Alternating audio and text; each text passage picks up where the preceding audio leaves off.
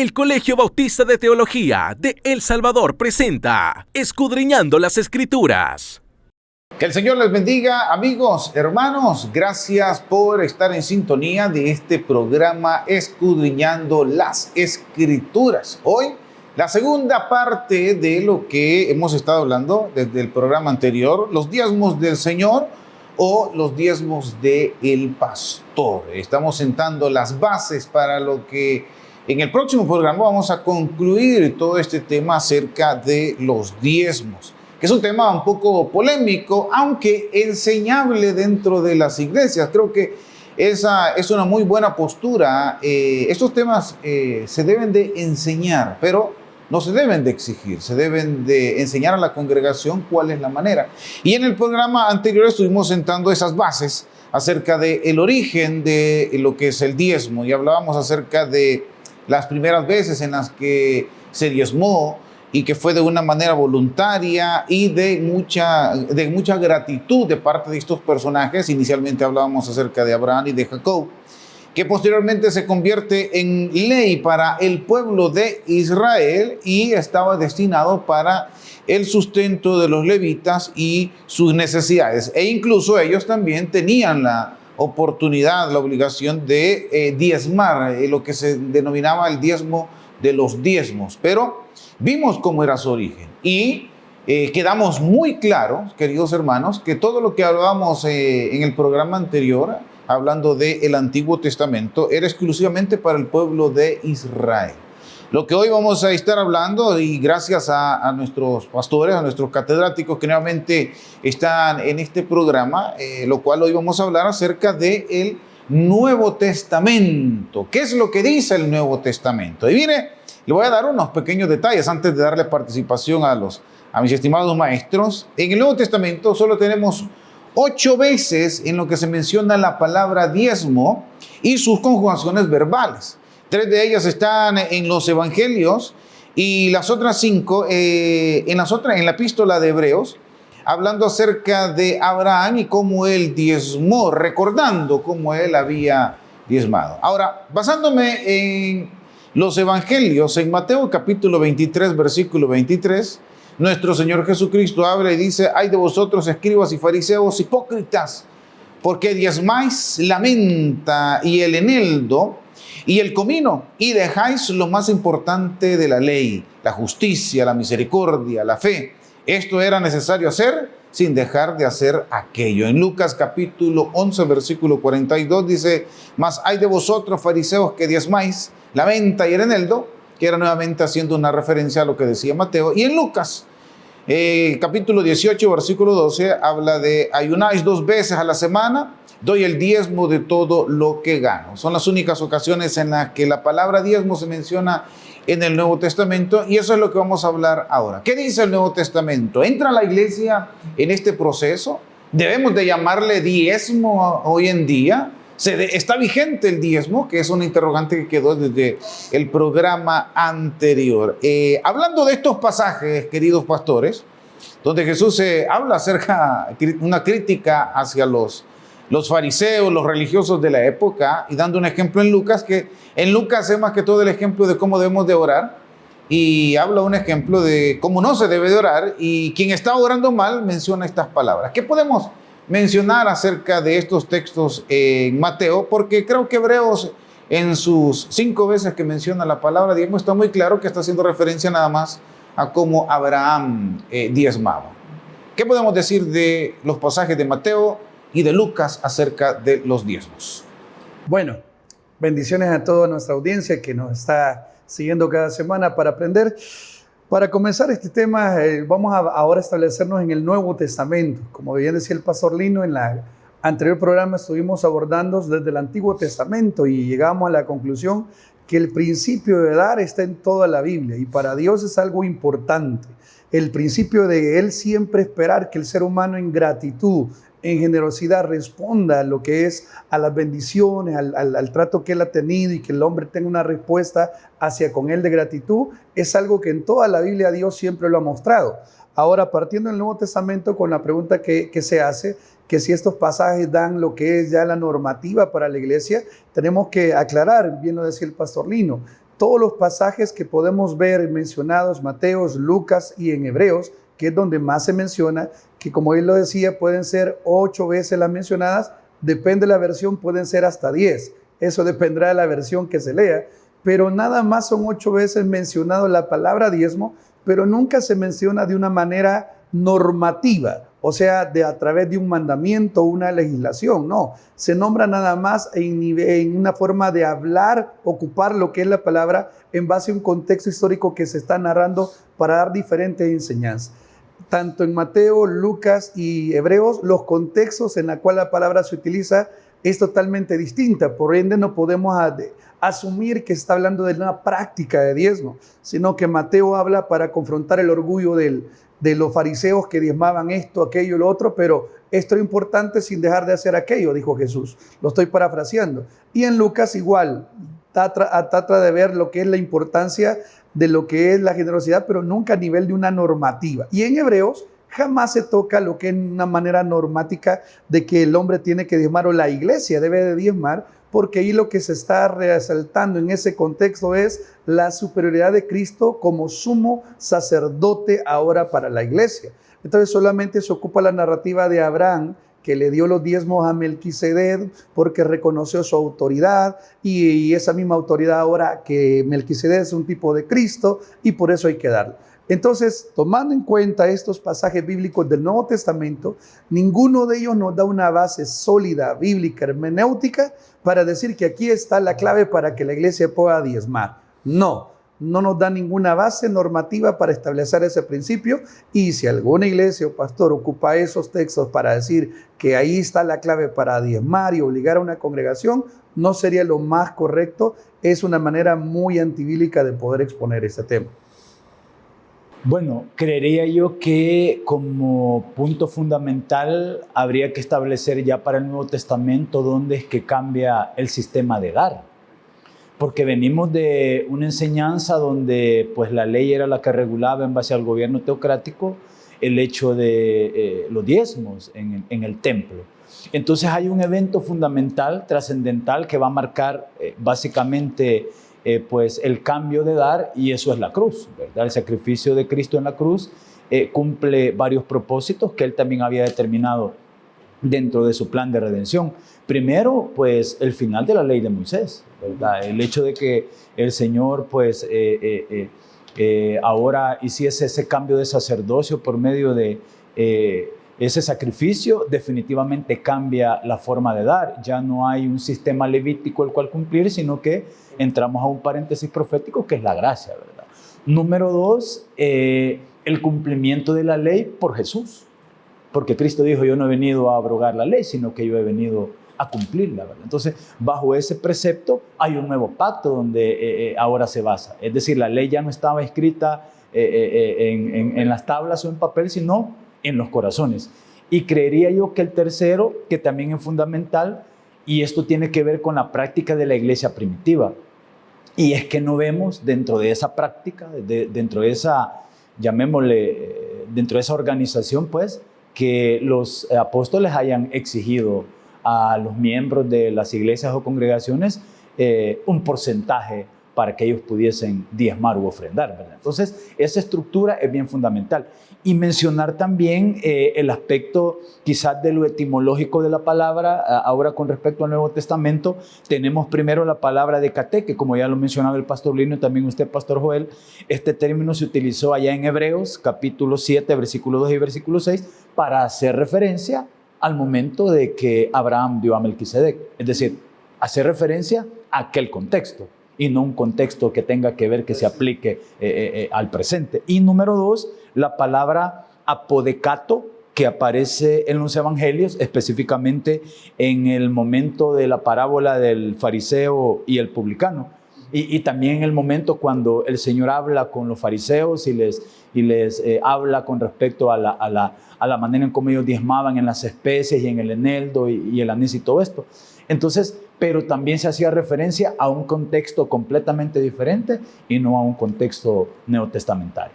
Yo quizás solo aportaría el hecho de que, bueno, los propósitos, ya lo dijimos, de manera hermenéutica, tenemos que entender que los evangelios están escritos en el Antiguo Testamento, es decir, lo que narra Lo que narra el Evangelio son hechos que están todavía bajo la ley. Entonces Jesús está hablando dentro de la ley. Por lo tanto, creer que los podemos utilizar para validar la práctica del diezmo estaría fuera de la hermenéutica. Es decir, no podríamos, porque a nosotros nos enseña primero quién está hablando. Serían las primeras preguntas que tendríamos que hacerle a los textos. Luego, a quiénes se está dirigiendo.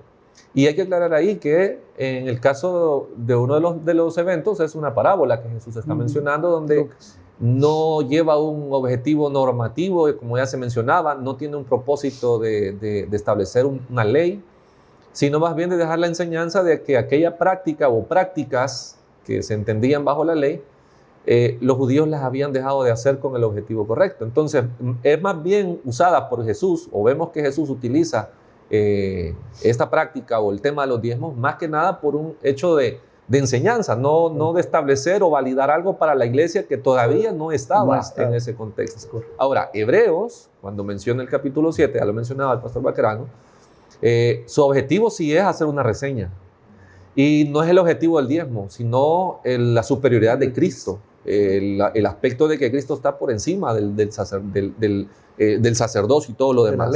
Y de la ley, por supuesto. Entonces, hay que mencionar que la enseñanza para nosotros, deberíamos quizás de enfocarnos más en ello, nos inclina a un aspecto de mayordomía. Es decir, acá ya esto tiene que ver con un principio que establece cada cristiano, que es lo que vamos a tratar de desarrollar. Ahora, yo solo quiero dejar algo. Existen algunas posturas y algunos se declinan, y eso es válido mencionar, porque nosotros acá estamos dando nuestra interpretación, nuestra postura, pero hay más, hay otras posturas, y una de ellas se le conoce como la continuidad, donde dicen ellos que sí, que el diezmo trasciende y que la iglesia tiene la misma obligación del diezmo. Y la otra postura que también aparece por ahí es la de la no obligación, no es obligatorio, se entiende que es algo voluntario.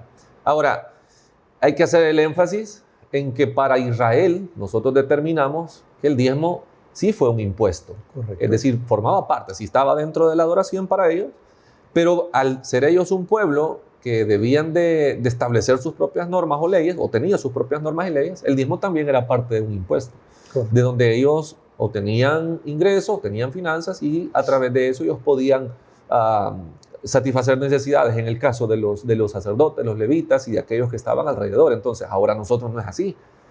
La iglesia no es un gobierno como lo era en el contexto del pueblo de Israel, o lo tenía el pueblo de Israel. Ya la iglesia tiene otros objetivos o propósitos que no la desliga de la acción de dar. Correcto. ¿Verdad? No estamos diciendo entonces no hay que dar. Que hablábamos eso y decía yo que a mí me causó gracia escuchar a un teólogo decir que lo curioso del tema de los diezmos es que nadie pregunta si podemos dar más, sino el hecho es 10% o es menos, o no dar. Pero nadie pregunta, ¿podemos dar más? Nadie dice, y pastor, ¿será aceptable que la iglesia o nosotros demos el 50% en nuestro diezmo? Todos preguntan, decía él, si es el 10% o menos o no dar. Entonces, hay que aclarar, no estamos diciendo que no damos, o que la iglesia no debe de dar, o que la iglesia no tiene una estructura que también descansa sobre las finanzas. Claro que sí, todas las iglesias tenemos ese sistema. Entonces, pero como tal, las menciones que tiene estos textos que estamos hablando no son menciones de leyes, no son menciones normativas, sino que son aquellos principios que se establecen y que si van a trascender, trascienden como eso, como un principio, como parte de una mayordomía. Creo que nos quedamos con esa frase que no son normativas.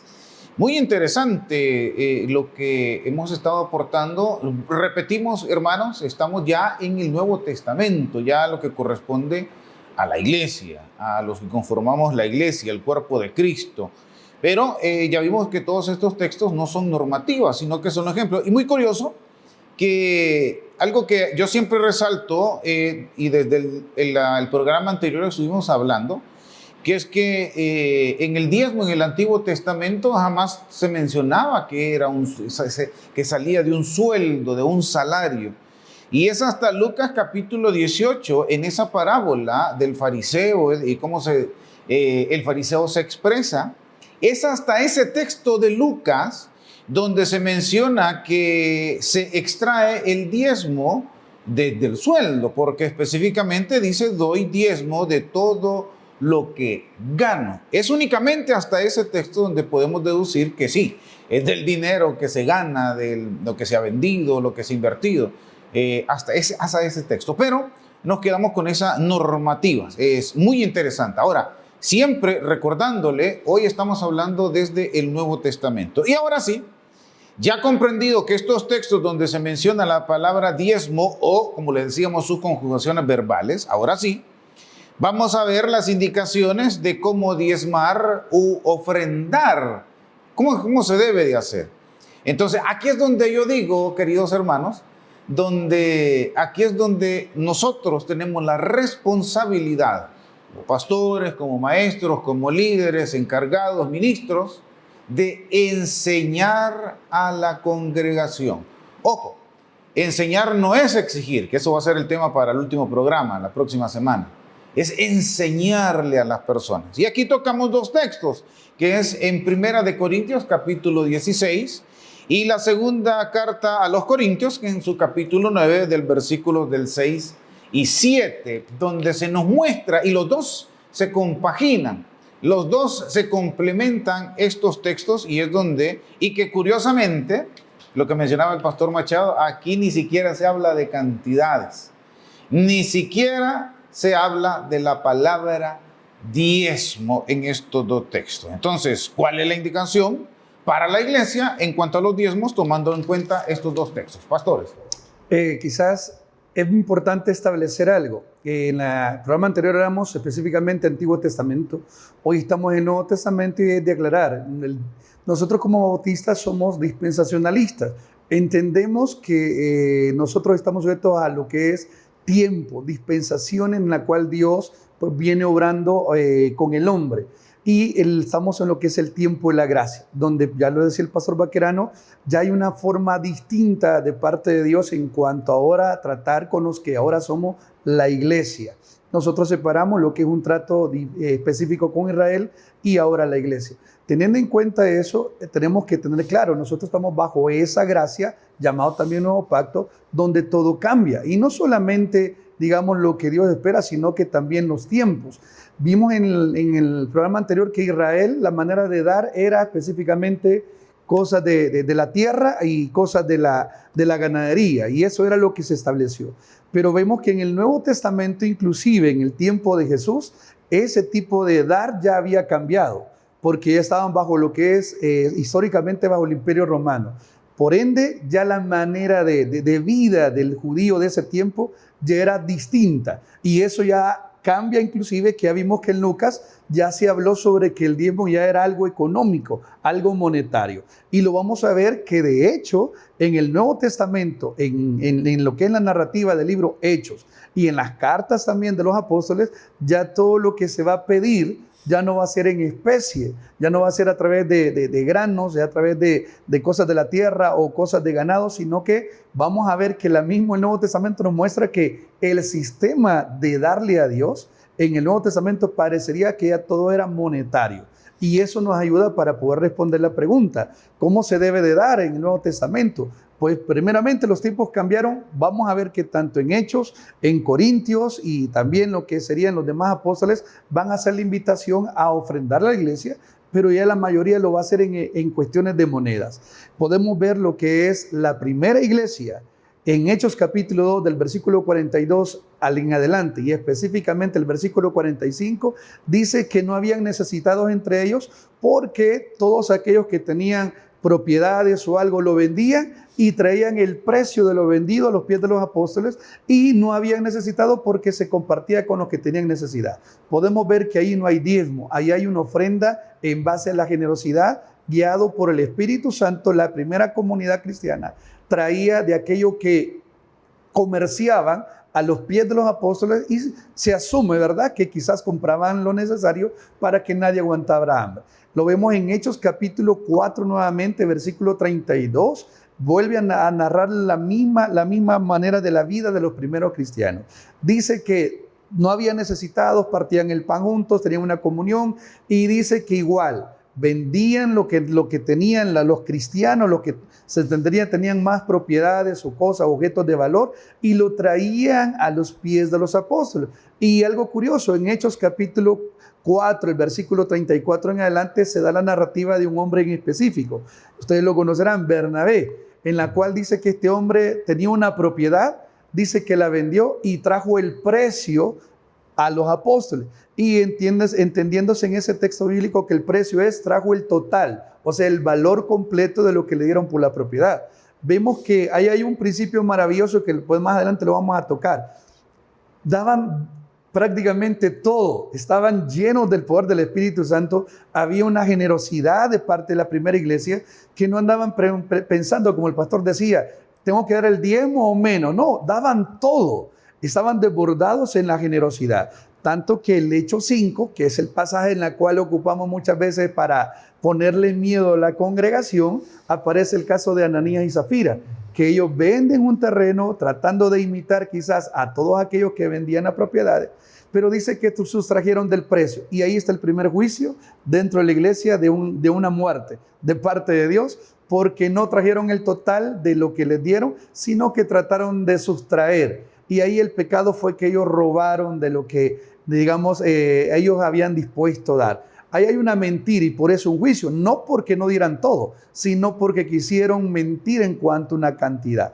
Ahora, ¿qué es lo importante de esto? Que en el Nuevo Testamento no hay ninguna versículo bíblico que nos obligue a un diezmo, pero sí tenemos en muchos pasajes bíblicos lo que es la intención de ofrendar. Y no hay una cantidad, sino que el principio es ofrendar con generosidad.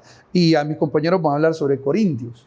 Correcto. Ok, puntos fundamentales, ¿verdad? La acción de dar, la acción de la gratitud, la acción del corazón, y todo eso no nos lleva nada más que a principios. Es que ya no estamos bajo reglas normativas o una ley que rige la estructura de cómo debe de llevarse a cabo este aporte, sino más bien es algo que nace desde la voluntariedad. Entonces, esos principios son evidentes en los pasajes bíblicos que nosotros, pues básicamente hemos tocado. Primero, una actitud voluntaria. Por eso es que 2 Corintios 9:7 dice, como lo propuso en su corazón, sin tristeza ni por obligación. Y por eso bien decía usted, si es que Ananías y Zafira, ellos dieron materialmente lo que ellos quisieron dar, y ya todos conocemos el evento, ya usted lo narró. Entonces, ellos dieron, en fin, cumplieron el requisito de dar la cantidad, pero es que no es esa la esencia del acto de dar, sino que en su corazón, ¿verdad?, tenían una intención que no es la verdadera intención de Dios. Porque, ¿qué hemos dicho? Sí, no son leyes, no son normas, pero son principios. Y esos principios nacen del corazón de Dios. Yo quiero que a ustedes como creyentes, quiero que a ustedes como cristianos, nazca de su corazón el hecho de dar voluntariamente y con alegría. Número 2, también los pasajes mencionan la medida de los recursos, es decir, proporcionales a lo que la persona ha recibido, ha ganado o ha percibido. Y como lo decía el pastor Machado, y resulta chistoso, ¿verdad? Porque decimos, bueno, es que la discusión del tema del 10% es porque, pues sí, no queremos dar, ¿verdad? Entonces, llegar a esa conclusión de decir, no, hombre, el diezmo sí o no, porque verdaderamente yo quisiera mejor no dar. Entonces, ese es el punto fundamental. Entonces, debemos de dar una cantidad específica de acuerdo, dicen los pasajes bíblicos, a lo que hemos percibido y ganado. Y algo que es bien importante también que establece en principios, Lucas 21, del 1 al 4, es el valor que Cristo enseñó.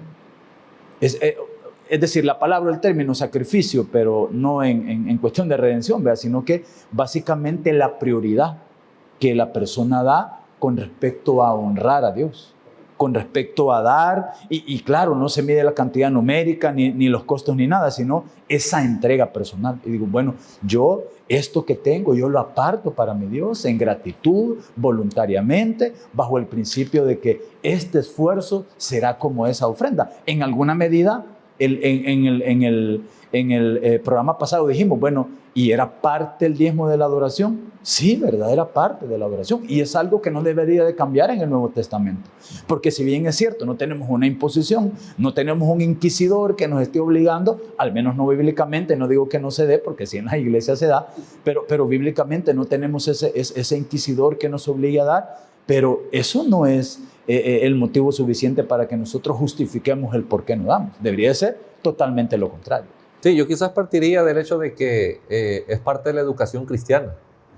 Es parte de educar a la iglesia, que seamos educados en este tema y que lo veamos con normalidad. Es que se hizo tan controversial el tema para la iglesia porque lo hablábamos hace unos minutos ahí antes de iniciar el programa, que hasta frases famosas, ¿verdad?, que se nos aplicaron. El pastor come gallinas, decían, ¿verdad? Porque esto siempre se relacionó con algo de algún interés extra. Es decir, la iglesia no debería de tener ajenos estos temas, deberíamos de ser instruidos. Entonces, al ser algo de lo que formaría parte de la educación cristiana, esto lo llamamos nosotros, entonces, ahora sí entremos a hablar de la mayordomía.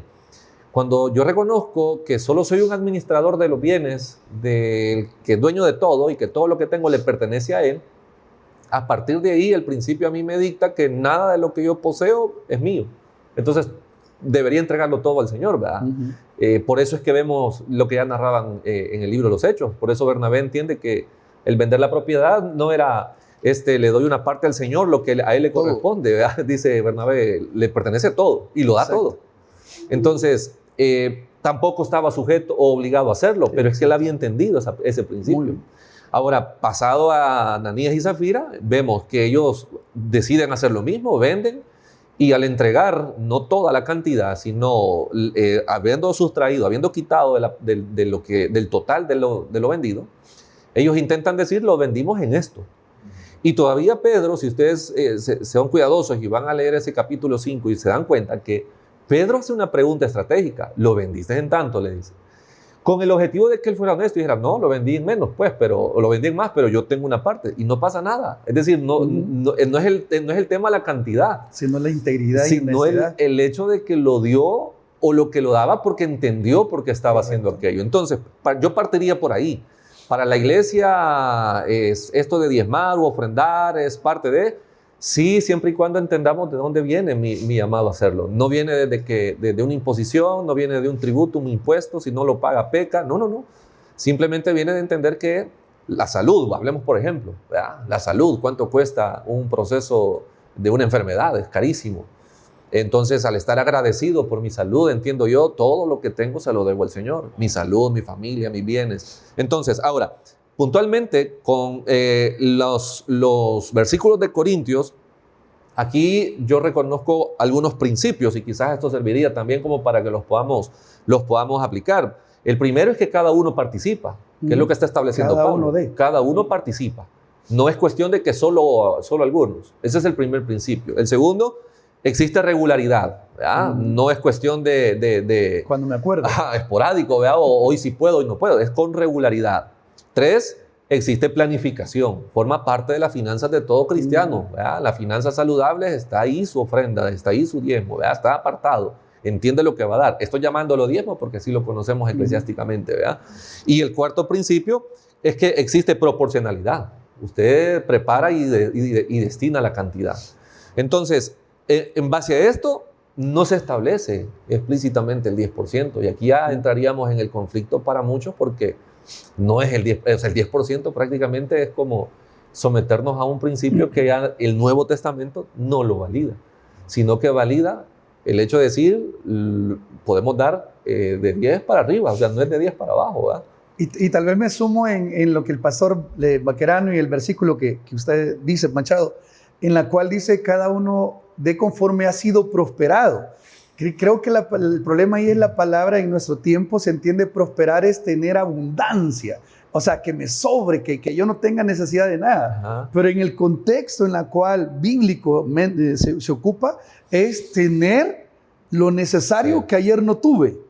O sea, no es cuestión de tener en abundancia y cuando tenga lo que me sobre voy a dar, porque el texto lo que dice es cada uno de conforme ha sido prosperado, y cada día tenemos el pan de cada día. Cada día tenemos lo que es salud y eso es prosperidad. Porque ayer, obviamente, yo pude haber muerto, pero si ahora lo tengo, ese es un extra, es una prosperidad que Dios me ha dado. Entonces, cuando Pablo está hablando en ese sentido, lo que está tratando de decir es, de todo lo que a vos te den que no tenías, esa es parte de lo cual te ha llegado de parte de Dios, es una prosperidad. Entonces, nosotros en el contexto actual, y lo digo porque así lo entendemos como iglesia, es, bueno, hasta que tenga el aumento, voy a comenzarle a dar al Señor, vea. Bueno, hasta que gane más del mínimo le voy a comenzar a ofrendar al Señor, porque ahorita Él sabe que no me alcanza. Bajo esa limitante de mentalidad, que obviamente nos alejamos de la mayordomía cristiana porque no entendemos la Biblia, entonces nunca le vamos a poder dar a Dios, porque la prosperidad es que yo no tengo mañana vida, voy a depender de eso, de que Dios me regale a mí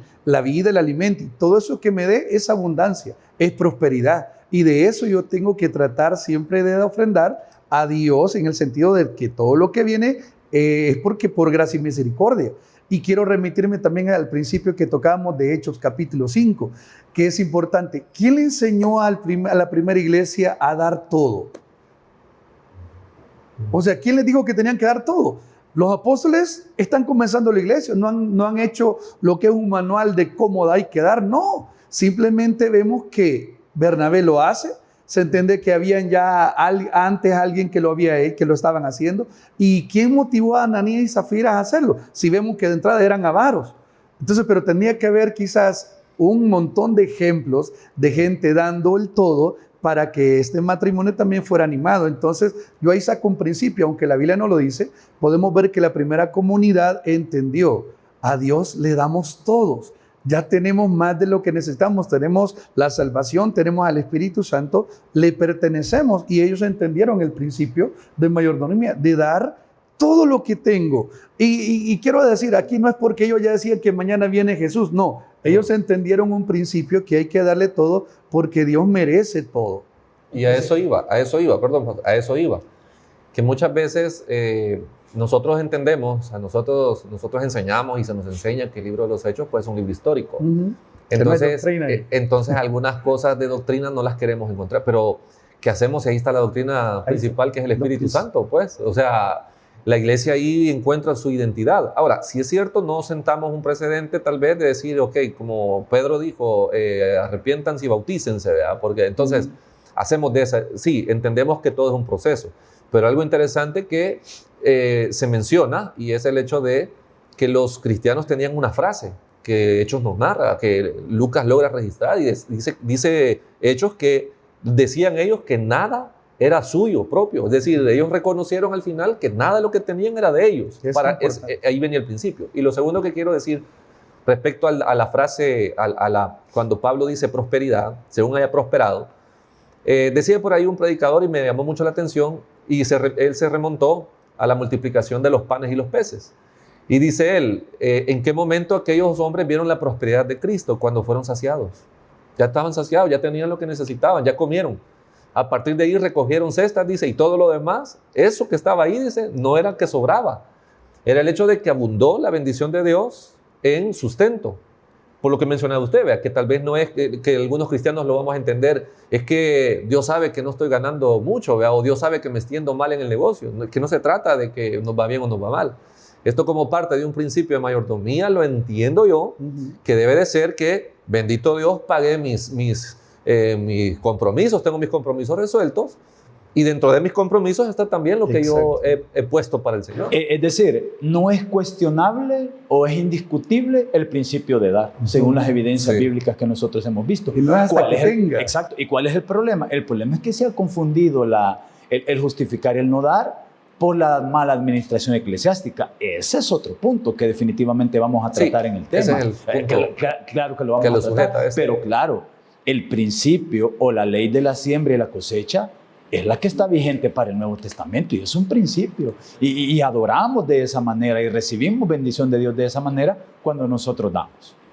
No hay una... Es bien interesante al ver la palabra del Señor, cómo no hay una transición en el Nuevo Testamento donde se nos diga, ahora ya no van a diezmar, ahora van a... Porque, o sea, el objetivo de la palabra de Dios no era justificar. Ya la iglesia daba todo como lo acabamos de dar, y era un principio. Ahora, aquí, y no me quiero meter todavía en lo que vamos a ver en el próximo programa, porque en la segunda carta a los Corintios, aquí hay un versículo que totalmente se saca de contexto, y aquí es donde malinterpretamos esa palabra que el pastor Joel decía acerca de prosperar.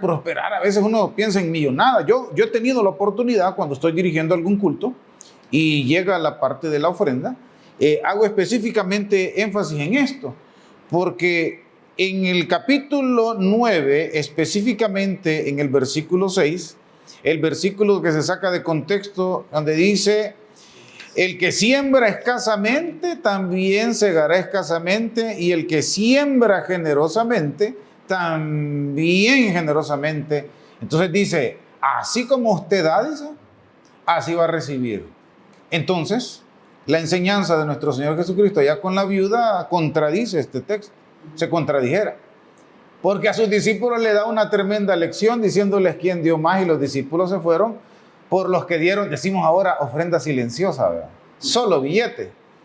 Y la viuda, dice la palabra del Señor, que dio 2 blancas, el dracma, la moneda de menor valor en la época de Jesús, dividida en 16 partes, dice que ella dio 2 blancas.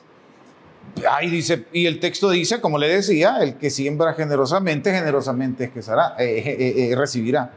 Entonces, aquí estamos en esa famosa palabra prosperidad, cuando la palabra prosperidad no quiere decir cantidades. Entonces, repito, pastores, no me quiero adelantar a lo que vamos a ver en el próximo programa, que van a ser esas imposiciones, pero hablando específicamente de este texto donde dice, el que siembra escasamente, también segará escasamente.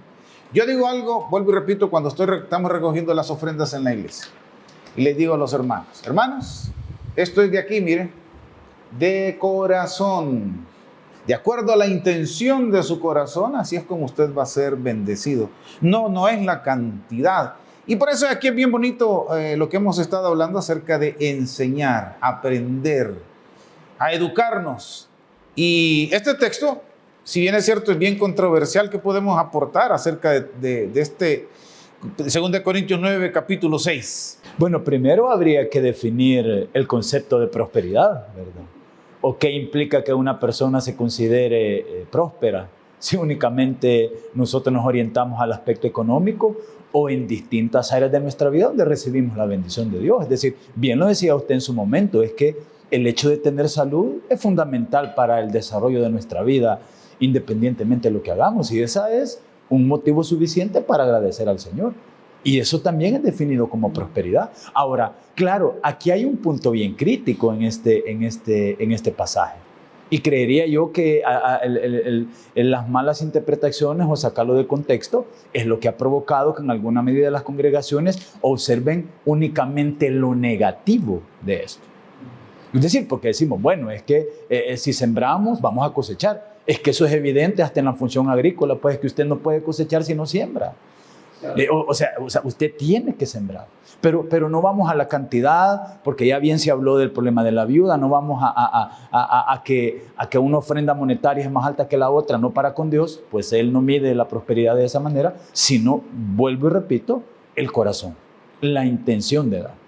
Sí, ahí ven, en base a lo que el pastor Lino preguntaba o exponía, el caso de la viuda. Específicamente dice que Cristo estaba viendo que extraían lo que es al arca, lo que es del dinero, porque era dinero lo que estaba dando ahí. Y muchos dicen que daban de lo que les sobraba del abundante, pero él resalta a la viuda y dice que de 2 blancas. Era obviamente una cantidad insignificante para la época. Pero si seguimos el relato al final, Jesucristo mismo da una declaración. Dice, ella dio todo lo que tenía. Significa que esa señora, si dio todo en base a las palabras de Jesús, esa señora se fue sin nada para el sostenimiento de su día. Entonces podemos ver que ahí la intención de ella era reconocer que el principio del Antiguo Testamento en ese momento social, la gente lo tenía, que a Dios se le da todo, no se le da un poco o lo que me conviene o lo que me quede después a mí, no. Lo que Cristo resalta es que ella dio 2 blancas, sí, una cantidad, pero para esa señora era todo lo que ella poseía para su sostenimiento. Ahora, cuando Pablo lo narra en 2 Corintios capítulo 9, hay que también entender en el contexto. ¿A quién se lo está hablando? Una iglesia que está corrigiendo porque se han desviado de los principios de mayordomía. Si Pablo está tocando el tema de ofrendas en Corintio, era porque un tema en el cual ellos habían ya hecho pedazos la costumbre, las normativas, digamos, de generosidad. Y Pablo tiene que volver a decirle, hey, recuerde que el que siembra escasamente de igual manera va a cosechar, pero si siembra generosamente, así tendrá que ser. Si Pablo está diciendo eso a la iglesia de Corintios, que era una iglesia bien formada, pero que se habían perdido en el rumbo, si Pablo lo está diciendo es porque esta iglesia, de ser generosa, ahora entonces entenderíamos, según el contexto, que estaban siendo avaros y tacaños a la hora de seguir sembrando para la expansión del evangelio. Y Pablo viene y hace un llamado, cada uno de. Significa que no todos estaban dando. Significa que algunos pocos se habían quedado con el hábito, pero otros no. Pablo hace el llamado porque la carta a los Corintios es una iglesia correctiva que nos ayuda a nosotros, bien decía el pastor Machado, a poder verla, lo que sería la mayordomía cristiana. Son principios fundamentales, todos tenemos que dar, no uno, no todos. Y podemos volver a ver el principio en todo el Nuevo Testamento. No es una cantidad, sino es el hábito de darle a Dios generosamente. No en base a si tengo, sino porque debe de ser una norma en mi corazón, por un motivo. El fruto del Espíritu, según Gálatas 5:22, dice que es amor, gozo, paz, paciencia, benignidad, bondad. Y la palabra ahí tiene que ver con eso, de ser generoso, de poder repartir, de darle al Señor y a toda la gente que yo pueda. Entonces ahí la palabra es poder tener esa justa retribución de lo mucho que Dios me da. Y si yo tengo el Espíritu Santo, que todos los cristianos lo tenemos, el mismo Espíritu nos llevaría al principio de darle siempre a Dios. Y es que hay que dejar claro también, pastores, que no podemos negar, y lo dejamos quizás establecido en base a la Escritura, el programa anterior, que este es una práctica, este es un hábito que quien lo practica ve bendición. O sea, correcto. Dios promete bendecir al que lo hace. O sea, ahí dejémoslo claro, esa es bendición. Esto lo digo por el hecho de que a veces pareciera ser, y en este punto específicamente, que luchamos con que la cantidad que nosotros damos es lo relevante, y entonces pareciera que nos podemos llegar a contradecir, ¿verdad? Porque entonces hay que dar o no hay que dar, pues porque si no damos, entonces no vemos la bendición. No, es que si usted lo hace, y ya voy a explicar un poco eso, pero si usted lo practica, sin duda que hay bendición, o sea, la Escritura lo enseña. Ese es un principio que no quiero que olvidemos. Correcto. Lo dejamos establecido. Sí hay bendición en hacerlo. Usted siembra, y el mismo el apóstol Pablo lo menciona, las palabras de Jesucristo dice, mayor cosa es dar que recibir, pero habla por el hecho de que es algo que es una ley de la siembra y la cosecha. Eso no lo podemos negar. Es más, hay algunos teólogos que proponen que es una ley que se cumple en todo aquel que lo practica, independientemente de quién sea. Pero es por decreto divino. Ok. Establecido eso, la pregunta quizás, volviendo al tema, es que si la cantidad es importante, ¿verdad? Que si esto es relevante. Bueno, definamos que sí, y cuando dice Jesús, habla y pone el ejemplo de los que están dando y ve a la viuda, y el texto dice, el que siembra escasamente es conforme a lo que usted tiene. Es decir, exacto, escasamente de acuerdo a lo que yo tengo, porque la mujer dio todo. Entonces, aquella cantidad para ella era importante, y para Dios también es importante esa cantidad. No era cuestión de que la íbamos a medir en cuánto dio ella, ¿no? Lo que otros tienen. Ajá, es para ella. Entonces, para aquella mujer, esa mujer no sembró escasamente. Esa mujer sembró todo. Entonces, escasamente es el corazón que decía el pastor. Yo lo diría mezquino en este punto. El corazón tacaño, el corazón egoísta, correcto. Entonces, escasamente es conforme a mi capacidad. Ahí es donde la cantidad tiene un significado para nosotros. Ahora, pero cantidad más corazón. Porque no es cuestión de que, bueno, entonces voy a dar todo, pero lo dio a regañadientes, lo dio porque lo obligaron, porque le dijeron. No lo dé. Entonces mejor no lo dé. Correcto. Entonces ahí va el principio. Entonces, cuando hablamos de generosidad, entendamos, no estamos hablando de que da un montón, ¿verdad? Y qué bueno el hermano, porque no, generosidad es aquella disposición de dar siempre. O sea, siempre tiene la disposición de ayudar, siempre tiene la disposición de dar, generosidad es que lo hace. Y a veces eso nos pasa en las iglesias. Bueno, entendemos los que impulsamos la ofrenda en nuestras iglesias. Yo siempre le digo a los hermanos, ¿verdad? Hermanos, no se trata de la cantidad, pero por el hecho de que a veces lo manejamos en números, es conforme a lo que cada quien posee. Porque si yo veo al vecino, y el vecino, por decir un ejemplo, es empresario, obviamente su ofrenda es más grande, ¿verdad? Su diezmo es más grande. Entonces, cuando el apóstol dice, el que siembra escasamente, también segará escasamente, si bien ya mencionábamos el contexto, se refiere a lo que cada uno tiene. Correcto. No es de tener más. Y fíjese qué importante es el término de la bondad que el pastor Joel mencionaba, porque podemos observar en las iglesias personas que tienen básicamente esa costumbre o ese principio y honran el hecho de dar y dan a la iglesia, pero usted puede ver esas personas que no únicamente se limitan a sembrar en las iglesias, sino a sembrar en los hermanos, a sembrar en distintos ministerios. Y definitivamente eso no es el 10%, eso trasciende a una cantidad económica, pero vamos a la acción. Entonces, la gente que se compromete, como bien lo dice el pastor Machado, de acuerdo a cada quien haya prosperado, de acuerdo a la capacidad monetaria de cada quien, así tendrá también la capacidad de poder ofrendar y poder dar, ¿verdad? Pero el concepto de la bondad es importante. ¿Que determinan cantidades? Pues claro, pues, y depende de los ingresos, así es como damos, pero también no podemos dar por cualquiera que sea la cantidad si no hay bondad y no hay en nuestro corazón el deseo. Y esto nos pone, según algunos teólogos, los dos como parámetros. El primero es que evitamos decir lo único que importa es cuánto das, lo que estamos hablando, ¿verdad? Porque le ponemos la intención, es decir, lo damos como la viuda. Entonces evitamos el hecho de decir lo que importa es cuánto das. Y el otro polo, el otro extremo, la cantidad no importa en absoluto.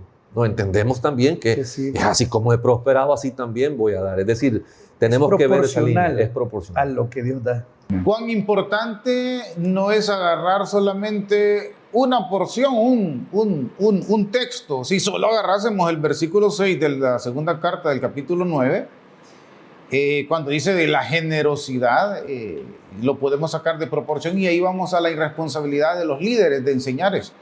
La respuesta de ese versículo, bueno, y fíjense cómo el apóstol Pablo es tan responsable que en ese mismo capítulo, antes de hablar de la generosidad, en el versículo 5 dice, hablándole a la iglesia en su contexto: por tanto, tuve por necesario exhortar a los hermanos que fuesen primero vosotros y preparasen primero vuestra generosidad antes prometida, para que esté lista como de generosidad y no como de exigencia nuestra. Mire cómo el mismo apóstol Pablo en su responsabilidad de decirle: señores, y ahí sí viene el texto donde dice: quien generosamente da, pues así va a recibir, hablando de la voluntad. Ahora, en el versículo 7 es la respuesta, porque dice: cada uno dé como propuso en su corazón, no con tristeza. Decía cierto predicador: ya si usted se mete la mano a la bolsa y empieza a renegar, mejor ya no dé nada, porque lo está dando por obligación, y esto no es una obligación.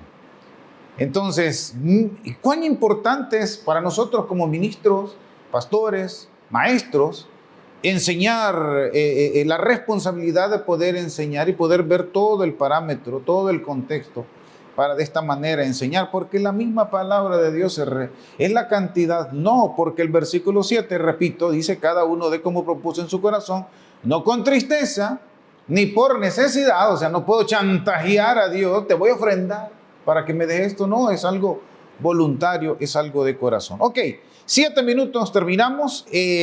Pastor Rogelio, Pastor Joel, Pastor Baquerano, la última recomendación para la iglesia acerca de cómo el cristiano en la iglesia debe de ofrendar. Yo voy a decir algo.